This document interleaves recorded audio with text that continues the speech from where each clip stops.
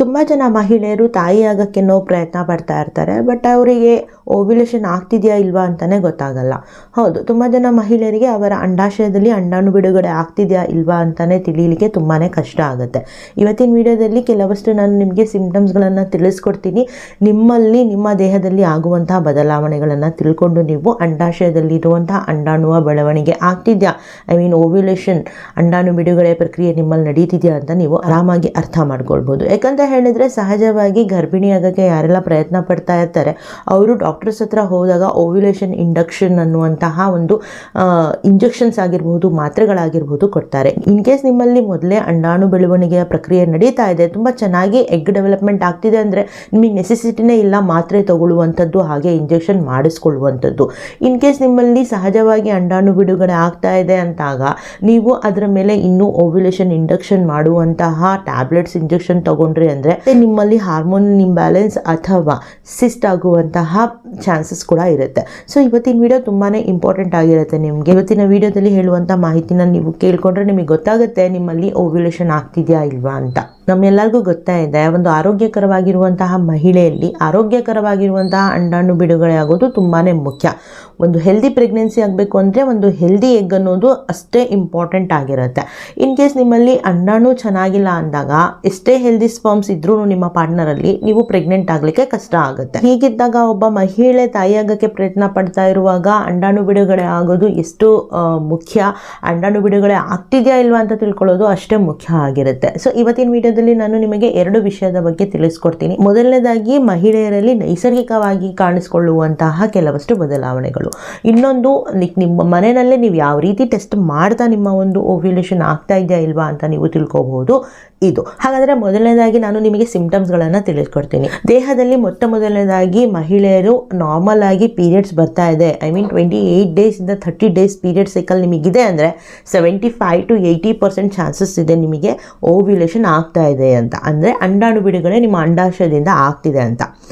ಆದರೆ 28 to 30 days cycle ಬಿಟ್ಟು ನಿಮಗೆ 1.5 ಮಂತ್, 2 ಮಂತ್, 2.5 ಮಂತ್, 3 ಮಂತ್ಸ್ ಈ ರೀತಿ ನಿಮಗೆ ಪೀರಿಯಡ್ಸ್ ಬರ್ತಾ ಇದೆ ಅಂದರೆ ನೀವು ಅರ್ಥ ಮಾಡ್ಕೊಳ್ಬೇಕು ನಿಮ್ಮಲ್ಲಿ ಓವ್ಯುಲೇಷನ್ ಆಗ್ತಾ ಇಲ್ಲ, ಓವ್ಯುಲೇಷನ್ಗೆ ಅಡೆತಡೆ ಉಂಟಾಗ್ತಿದೆ ಅಂತ. ಇದರಲ್ಲಿ ತುಂಬ ಜನ ಹೇಳ್ತಾರೆ, ಮೇಡಮ್ ನಮಗೆ 28 ಡೇಸ್ ಸೈಕಲ್ ಇರುತ್ತೆ, ಬಟ್ ಇನ್ ಬಿಟ್ವೀನ್ ಅಂದರೆ ಆ ಒಂದು ತಿಂಗಳಲ್ಲಿ 15 ಡೇಸು ಅಥವಾ 18 ಡೇಸಿಗೆ ಒಮ್ಮೆ ಬ್ಲೀಡಿಂಗ್ ಆಗೋದು ಅಥವಾ ಸ್ಪಾಟಿಂಗ್ ಕಾಣಿಸ್ಕೊಳ್ಳೋದು ಈ ರೀತಿ ಆಗ್ತಾ ಇದೆ ಅಂದರೆ ಡೆಫಿನೆಟ್ಲಿ ನಿಮ್ಮಲ್ಲೂ ಕೂಡ ಹಾರ್ಮೋನಲ್ ಇಂಬ್ಯಾಲೆನ್ಸ್ ಇದೆ. ಈ ರೀತಿ ಸಿಂಪ್ಟಮ್ಸ್ ಇದೆ, ಮಧ್ಯದಲ್ಲಿ ನಿಮಗೆ ಸ್ಪಾಟಿಂಗ್ಸ್ಗಳು ಕಾಣಿಸ್ಕೊಳ್ತಾ ಇರುತ್ತೆ, ಬ್ಲೀಡಿಂಗ್ ಬರ್ತಾ ಇರುತ್ತೆ ಅಂದರೆ ನಿಮ್ಮಲ್ಲೂ ಕೂಡ ಹಾರ್ಮೋನಲ್ ಇಂಬ್ಯಾಲೆನ್ಸ್ ಆಗಿರ್ಬೋದು, ಓವ್ಯುಲೇಷನ್ ಆಗೋದು ಡೌಟ್. ನೆಕ್ಸ್ಟ್ ಸಿಂಪ್ಟಮ್ಸ್ ನೋಡೋದಾದ್ರೆ, ಯಾರಿಗೆಲ್ಲ ಪೀರಿಯಡ್ಸ್ ರೆಗ್ಯುಲರ್ ಇರುತ್ತೋ ಅವರಿಗೆ ಮಧ್ಯದ ದಿನಗಳಲ್ಲಿ ಅಂದರೆ 11ನೇ ದಿನದಿಂದ ಹಿಡಿದು 18 ದಿನಗಳ ಒಳಗಡೆ ಯಾವತ್ತಾದರೂ 1 ಅಥವಾ 2 ದಿನ ಯಾವುದಾದ್ರೂ ಒಂದು ಸೈಡಲ್ಲಿ ಅಂದರೆ ಹೊಟ್ಟೆಯ ಒಂದು ರೈಟ್ ಸೈಡ್ ಇಲ್ಲಾಂದರೆ ಲೆಫ್ಟ್ ಸೈಡಲ್ಲಿ ಯಾವುದಾದ್ರೂ ಒಂದು ಸೈಡಲ್ಲಿ ನಿಮಗೆ ಪ್ರಿಕ್ಕಿಂಗ್ ಸೆನ್ಸೇಷನ್ ಅಂತ ಹೇಳಿದ್ರೆ ಚುಚ್ಚುವಂತೆ ಪೈನ್ ಆಗ್ತಾ ಇದೆಯಾ ಅದನ್ನು ನೀವು ನೋಟಿಸ್ ಮಾಡಬೇಕು. ಇನ್ ಕೇಸ್ ನಿಮಗೆ ಆಗ್ತಾ ಇದೆ ಅಂದರೆ ಪೀರಿಯಡ್ ಆದ 11ನೇ ದಿನದಿಂದ ಹಿಡಿದು 18ನೇ ದಿನದ ಒಳಗಡೆ ಯಾವಾಗ ಬೇಕಾದರೂ 1 ಅಥವಾ 2 ದಿನ ನಿಮಗೆ ಈ ರೀತಿ ಒಂದು ಸೈಡಲ್ಲಿ ನೋವಾಗ್ತಾ ಇದೆ, ಕಾಣಿಸ್ಕೊಳ್ತಾ ಇದೆ ಅಂದರೆ ನಿಮಗೆ ಓವ್ಯುಲೇಷನ್ ಆಗಲಿಕ್ಕೆ ಆಗ್ತಾ ಇರುವಂತಹ ಪೇಯ್ನ್ ಇದು. ಅಂಡಾಣು ಬಿಡುಗಡೆ ಆಗುವಾಗ ಅಂಡಾಶಯದಿಂದ ಈ ರೀತಿ ಪೇಯ್ನ್ ಸಹಜವಾಗಿ ಆಗುತ್ತೆ. ಸೊ ಈ ರೀತಿ ಪೇಯ್ನ್ ನಿಮಗೆ ಕಾಣಿಸ್ಕೊಳ್ತಾ ಇದೆ ಅಂದರೆ ನೀವು ಅರ್ಥ ಮಾಡ್ಕೊಳ್ಬೋದು ಅಲ್ಲಿ ಓವ್ಯುಲೇಷನ್ ಆಗ್ತಾ ಇದೆ ಅಂದರೆ ಅಂಡಾಣು ಬಿಡುಗಡೆ ಆಗ್ತಾ ಇದೆ ಅಂತ. ಸೊ ಹೀಗಿದ್ದಾಗ ನಿಮಗೆ ಒಂದು ಸೈಡಲ್ಲಿ ಪೇಯ್ನ್ ಆಗ್ತಾ ಇದೆ ಅಂದಾಗ ಅಟ್ ದ ಸೇಮ್ ಟೈಮ್ ನಿಮಗೆ ನಿಮ್ಮ ವೈಜೈನಲ್ ಡಿಸ್ಚಾರ್ಜ್ನ ಮೇಲೆ ಕೂಡ ಗಮನ ವಹಿಸಬೇಕಾಗುತ್ತೆ.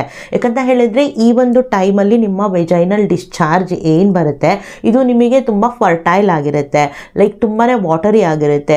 ಇದಕ್ಕಿಂತ ಮುಂಚೆ ದಿನಗಳಿಗೆ ನೀವು ಕಂಪೇರ್ ಮಾಡಿದ್ರೆ ತುಂಬ ಸ್ಲಿಪ್ಪರಿ ಇರುತ್ತೆ, ವೈಟ್ ಟ್ರಾನ್ಸ್ಪರೆಂಟ್ ಇರುತ್ತೆ, ಎಗ್ ವೈಟ್ನ ರೀತಿ ಇರುತ್ತೆ. ಇನ್ ಕೇಸ್ ನೀವು ಟೆಸ್ಟ್ ಮಾಡ್ತೀರಾ ಅಂತ ಹೇಳಿದ್ರೆ ಈ ರೀತಿ ಎಳ್ದಾಗ ಸ್ಟ್ರೆಚಬಲ್ ಆಗಿರುತ್ತೆ. ಈ ರೀತಿ ನಿಮಗೆ ಯಾಕಾಗುತ್ತೆ ಅಂದರೆ ಈ ಸಮಯದಲ್ಲಿ ನೀವು ದಾಂಪತ್ಯ ಇಡೋದ್ರಿಂದ ನಿಮ್ಮ ಹಸ್ಬೆಂಡ್ನ ವೀರ್ಯಾಣುಗಳನ್ನು ಆದಷ್ಟು ಬೇಗ ನಿಮ್ಮ ಗರ್ಭಾಶಯದ ಒಳಗಡೆ ತನಕ ತುಂಬ ಸೇಫ್ಟಿಯಾಗಿ ಅದು ತಲುಪಿಸ್ಲಿಕ್ಕೆ ಒಂದು ಒಳ್ಳೆಯ ವಾತಾವರಣನ ಕ್ರಿಯೇಟ್ ಮಾಡಿ ಕೊಡುವಂತಹ ಒಂದು ಡಿಸ್ಚಾರ್ಜ್ ಆಗಿರುತ್ತೆ ಇದು. ಸೊ ಅದಕ್ಕೆ ನಾವು ಫರ್ಟೈಲ್ ಡಿಸ್ಚಾರ್ಜ್ ಅಂತಾನು ಹೇಳ್ತೀವಿ. ಸೊ ಪೇಯ್ನ ಜೊತೆಗೆ ನಿಮಗೆ ಆ ಒಂದು ದಿನಗಳಲ್ಲಿ ಈ ರೀತಿಯ ಒಂದು ಫರ್ಟೈಲ್ ಡಿಸ್ಚಾರ್ಜ್ ಕೂಡ ಬರಬಹುದು. ನೆಕ್ಸ್ಟ್ ಸೂಚನೆ ಏನು ಅಂತ ತಿಳ್ಕೊಳ್ಳೋದಕ್ಕಿಂತ ಮುಂಚೆ ನೀವು ಪೀರಿಯಡ್ ಆದ ಮೊದಲನೇ ದಿನದಿಂದಾನೇ ನಿಮ್ಮ ಬೇಸಲ್ ಬಾಡಿ ಟೆಂಪರೇಚರ್ ಅನ್ನ ಒಂದು ನೋಟ್ ಬುಕ್ ಅಲ್ಲಿ ನೋಟ್ ಮಾಡ್ತಾ ಇರಬೇಕು. ಯಾಕಂತ ಹೇಳಿದ್ರೆ ಡ್ಯೂರಿಂಗ್ ಓವ್ಯುಲೇಷನ್ ಅಂದ್ರೆ ಅಂಡಾಣು ಬಿಡುಗಡೆ ಆಗುವಾಗ ಆ ಒಂದು ದಿನದಲ್ಲಿ ನಿಮ್ಮ ದೇಹದ ಒಂದು ಟೆಂಪ್ರೇಚರ್ ಏನಿದೆ ಸ್ವಲ್ಪ ರೈಸ್ ಆಗಿರುತ್ತೆ ಅಂತಲೇ ಹೇಳ್ಬೋದು. ನಿಮಗೆ ಸ್ವಲ್ಪ ಜ್ವರ ಬರುವಂತಹ ಫೀಲಿಂಗ್ ಕೂಡ ಆಗ್ಬೋದು ಲೈಟಾಗಿ. ಸೊ ಈ ರೀತಿ ಆಗ್ತಾ ಇದೆ, ಈ ರೀತಿ ಸೂಚನೆ ಇದೆ ಅಂತ ಹೇಳಿದರೆ ಆ ದಿನಗಳಲ್ಲಿ ನೀವು ಮಿಸ್ ಮಾಡ್ದೇನೆ ದಾಂಪತ್ಯದಲ್ಲಿ ಇರಬೇಕು. ಯಾಕಂತ ಹೇಳಿದರೆ ಆ ಸಮಯದಲ್ಲಿ ನಿಮಗೆ ಓವ್ಯುಲೇಷನ್ ಆಗ್ತಾ ಇದೆ, ಅಂಡಾಶಯದಿಂದ ಅಂಡಾಣು ಬಿಡುಗಡೆ ಆಗ್ತಾ ಇದೆ ಅಂತ ಅರ್ಥ.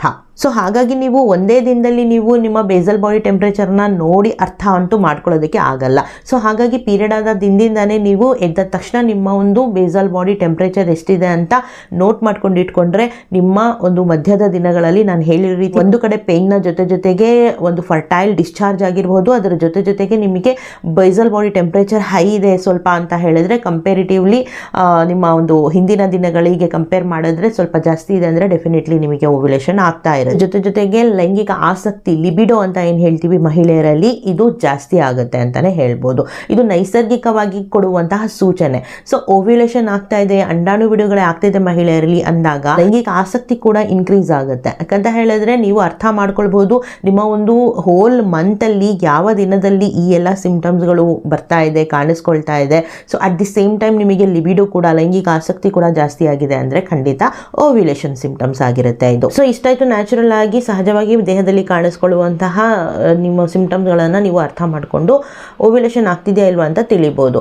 ಸೆಕೆಂಡ್, ನಾನು ಹೇಳಿರೋ ರೀತಿ ಒಂದು ಟೆಸ್ಟ್ ಇದೆ, ಮನೆಯಲ್ಲೇ ಮಾಡ್ಕೊಳ್ಬೋದು ಅಂತ ಹೇಳಿದೆ. ಸೊ ಇದ್ರ ಬಗ್ಗೆ ನಾನು ಡೀಟೇಲ್ ಆಗಿ ನಿಮಗೆ ಒಂದು ವಿಡಿಯೋದಲ್ಲಿ ಎಕ್ಸ್ಪ್ಲೇನ್ ಕೂಡ ಮಾಡಿದ್ದೀನಿ. ಸರ್ವಿಕ್ಸ್ ಅಂದರೆ ಗರ್ಭಕೋಶದ ಗರ್ಭಕಂಠದ ಪೊಸಿಷನ್ ಯಾವ ರೀತಿ ಇದೆ ಆ್ಯಂಡ್ ಅದನ್ನು ಫೀಲ್ ಮಾಡ್ತಾ ನೀವು ಅರ್ಥ ಮಾಡ್ಕೊಳ್ಬೋದು ನಿಮ್ಮಲ್ಲಿ ಓವ್ಯುಲೇಷನ್ ಆಗ್ತಿದೆಯಾ ಇಲ್ವಾ ಅಂತ. ಅದು ಡೀಟೇಲ್ ಆಗಿ ನಾನು ನಿಮಗೆ ಹೇಳಿದ್ದೀನಿ. ಬಟ್ ಇನ್ ಶಾರ್ಟ್ ಆಗಿ ಹೇಳಬೇಕು ಅಂದರೆ ನಿಮ್ಮ ಸರ್ವಿಕ್ಸನ್ನು ಫಿಂಗರ್ ಟೆಸ್ಟ್ ನೀವು ಮಾಡ್ಕೊಳ್ಬಹುದು. ಸರ್ವಿಕ್ಸನ್ನು ನೀವು ಟಚ್ ಮಾಡಿ ಇನ್ ಕೇಸ್ ಅದೇನಾದರೂ ಟೈಟ್ ಇದೆ ಆ್ಯಂಡ್ ನಿಮ್ಮ ಒಂದು ಮೂಗನ್ನು ಈ ರೀತಿ ಟಚ್ ಮಾಡಿಕೊಂಡ್ರೆ ಯಾವ ರೀತಿ ಹಾರ್ಡ್ನೆಸ್ ಇರುತ್ತೆ ಆ ರೀತಿ ಹಾರ್ಡ್ನೆಸ್ ಆಗಿ ಫೀಲ್ ಆಗ್ತಿದೆ ನಿಮ್ಮ ಗರ್ಭಕೋಶದ ಗರ್ಭಕಂಠ ಅಂತ ಹೇಳಿದಾಗ ನಿಮ್ಮಲ್ಲಿ ಓವ್ಯುಲೇಷನ್ ಆಗಿಲ್ಲ, ನೀವು ಫರ್ಟೈಲ್ ಪೀರಿಯಡ್ ನಿಮ್ಮಲ್ಲಿ ಬಂದಿಲ್ಲ ಅಂತ.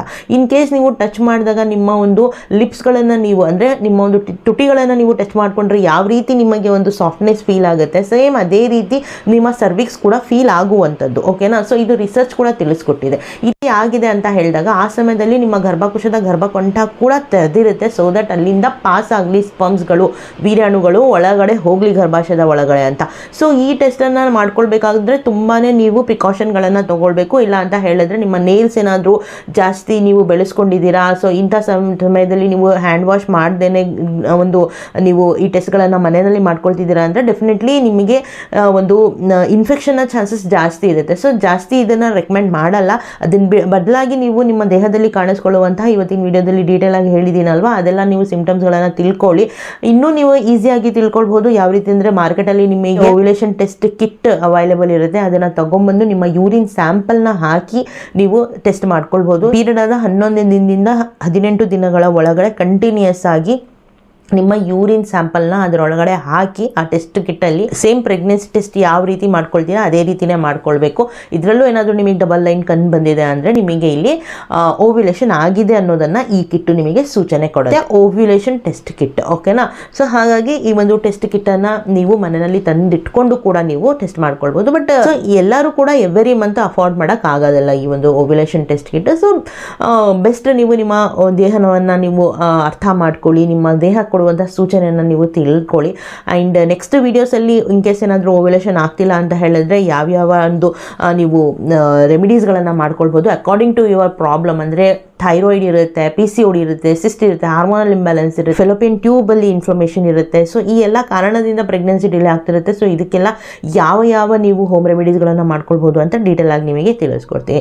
ಸೊ ನಮ್ಮ ಚಾನಲ್ನಲ್ಲಿ ಸಹಜವಾಗಿ ನಾನು ಪ್ರೆಗ್ನೆನ್ಸಿ ಆಗಲಿಕ್ಕೆ ಹೋಮ್ ರೆಮಿಡೀಸ್ ಆಗಿರ್ಬೋದು ಅಥವಾ ಟಿಪ್ಸ್ ಆಗಿರ್ಬೋದು, ಟ್ರಿಕ್ಸ್ ಆಗಿರ್ಬೋದು ಹೇಳ್ಕೊಡ್ತಾ ಇರ್ತೀನಿ. ಯಾರಾದರೂ ಫಸ್ಟ್ ಟೈಮ್ ವಿಸಿಟ್ ಮಾಡಿದ್ದೀರಾ ನಮ್ಮ ಚಾನಲ್ಗೆ ಅಂದರೆ ಸಬ್ಸ್ಕ್ರೈಬ್ ಮಾಡ್ಕೊಂಡು ಹೋಗಿ ಅಂತ ಹೇಳ್ತಾ ಇದೇ ರೀತಿಯ ವಿಡಿಯೋಸ್ಗಳು ನಿಮಗೆ ಸಿಗ್ತಾ ಇರುತ್ತೆ. ಸೊ ನೋಡಿಕೊಂಡು ನಿಮ್ಮ ಒಂದು ಸಮಸ್ಯೆಗೆ ತಕ್ಕಂತೆ ಟಿಪ್ಸ್ಗಳನ್ನು ಫಾಲೋ ಮಾಡಿ.